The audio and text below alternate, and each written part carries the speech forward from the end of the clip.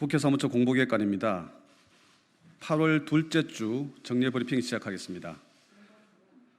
여러분도 아시겠지만 오늘부터 국회 기자회견장에서 수호 통역이 지원되었습니다.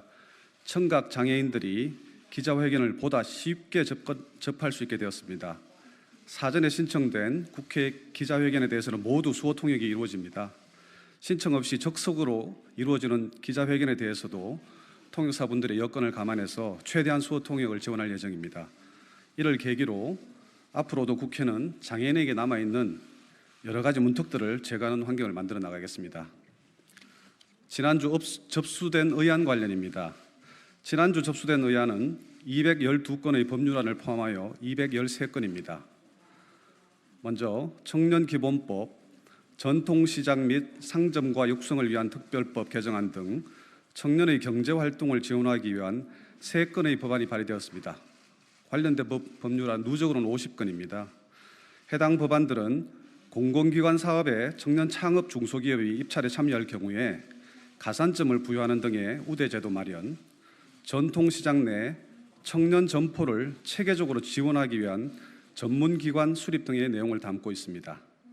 다음, 아동학대, 아동대상 성범죄, 어린이집 부실급식 등이 사회적 해결 과제로 지속적으로 대두됨에 따라서 아이돌봄 지원법, 영유아 보육법 개정안 등 아동보호를 위한 14건의 법안이 발의되었습니다.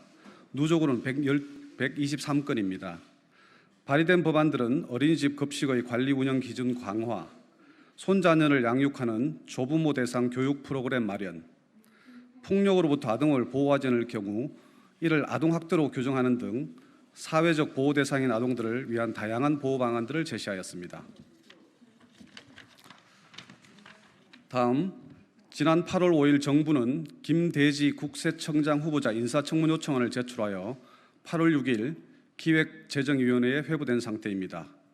인사청문회법에 따라서 국회는 인사청문 요청안이 제출된 날부터 20일 이내인 8월 24일까지 인사청문을 마쳐야 됩니다.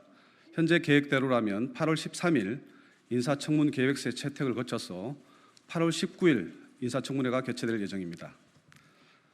다음, 지난주 국민동의 청원 접수 현황입니다. 지난주 코로나19 예방을 위한 예비군 훈련 취소에 관한 청원 등 총 3건이 새로 공개되었습니다.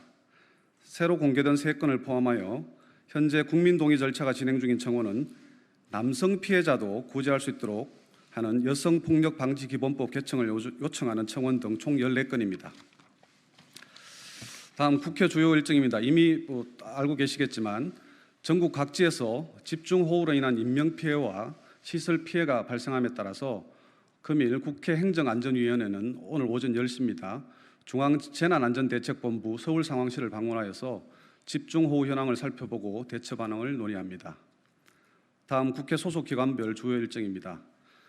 국회 도서관이 코로나19로 인한 임시휴관을 종료하고 제한적으로 재개관한 지 보름이 지났습니다. 이용 한도 하루 200명인데요. 이용 한도에 가까운 하루 평균 175명이 국회 도서관 이용 예약을 하고 있습니다. 참고로 오는 8월 17일 임시 공휴일에는 국회 도서관을 개관하지 않습니다. 그리고 내일 국회 도서관은 최신 외국 입법 정보 제134호를 발간하는데요. 최근에 사회적으로 문제가 되고 있는 소년 범죄 처벌과 관련하여 독일, 프랑스 입법례를 소개하고 그동안 소년 범죄 대책으로 제시되어 왔던 형사 미성년자 연령 14세죠. 이거를 하향하기보다는 제재를 다양화하는 측면에서 입법 시사점을 살펴보았다고 합니다.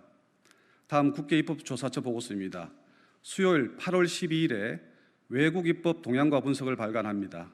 이번 보고서에는 2019년 제정된 프랑스의 이동성 지향법을 검토하여 플랫폼 중심의 운송사업 등 새로운 교통환경에 대응하기 위한 프랑스의 교통정책 변화를 분석하고 그 시사점을 살펴보았다고 합니다. 다음, 목요일 8월 13일에는 성평등 국제지수의 함의와 과제, 또한 코로나19 이후 세계 항공여객 수요 전망과 시사점, OECD 주요국의 보건의료인력 통계 및 시사점을 살펴본 국제통계 동향과 분석이 발간된다고 합니다. 이 중에서 성평등 국제지수의 함의와 과제가 재밌는 논의가 나올 것으로 예상이 되는데요. 예를 들면 국제연합개발계획의 성불평등 지수가 189개국 중 10위, 세계경제포럼의 성격차 지수가 153개국 중에 109위라는 내용이 있습니다. 관심 가져주시기 바랍니다. 이상 보고를 마칩니다.